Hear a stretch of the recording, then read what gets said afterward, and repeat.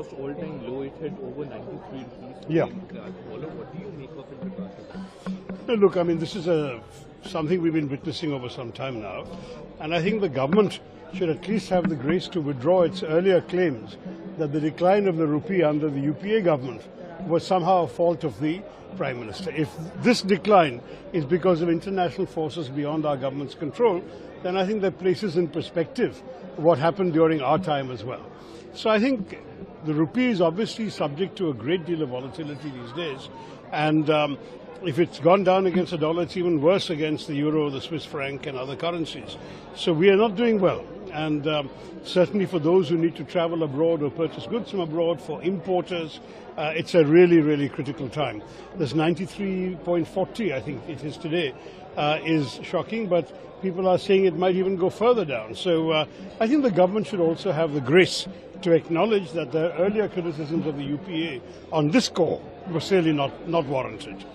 Sir, if we talk about the war which is going on in the Middle East region, we are seeing India is getting affected. Overall, all globe is getting affected, and we are seeing petrol prices have also affected because of that. How do you see overall implementation and India's stance to be fair on the region, on the global conflict? No, look, this crisis is affecting us, it's affecting many other countries in the region and beyond, because now as oil prices go up and gas supplies go down, you're looking at problems facing everybody. Factories as far as Korea and Africa are being affected. We've heard about the ceramic factories in Surat that have shut down because of lack of LPG. We're hearing about dhabas closing, restaurants closing. This is a serious issue. This is not a small matter. It's affecting the ordinary lives of Indians and of others everywhere. I certainly think that we should be part of, and ideally we should lead, an international effort to bring this war to an end. There are many countries that will join us. No one wants to see this war continue. It's hurting a lot of us who have nothing to do with this conflict, and I think the time has come now to get both sides to climb down from their positions. They need our help, they need our encouragement, and that of other countries. I hope we will play our part. I'm not the only one calling for this, but in India I've been saying this now for some days. Yesterday I was joined by the former Greek Prime Minister, who's echoed my call. Others are saying similar things. We need to see this end. If you saw the appeal from the Omani Foreign Minister, very, very important gesture. I think many countries are saying that we absolutely have to bring this war to a close.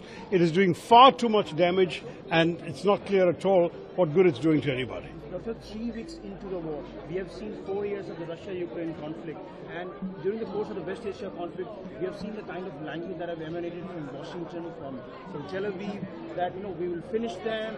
This is not the end. They have started. We will finish. Do you feel that in this environment of hawks, we need some doves?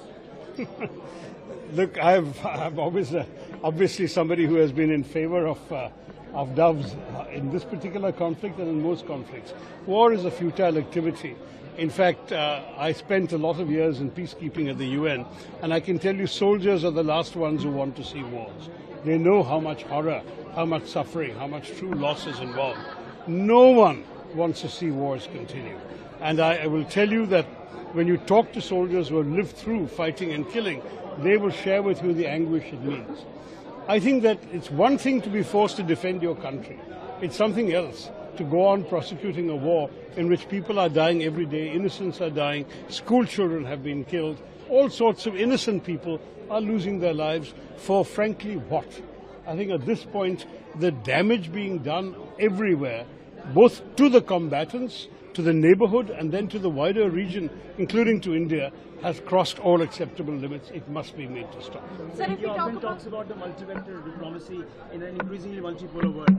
Do you feel that this particular conflict has not only proven to be a test for our diplomatic approach, but perhaps in the years to come? Well, look, I mean, let me not go into big philosophy right now. There's an immediate crisis. Let's try and solve it. There are larger challenges in the world, undoubtedly. But obviously, the longer this continues, the more complicated those challenges are going to become. So last question on Kerala politics. Shama Mohammed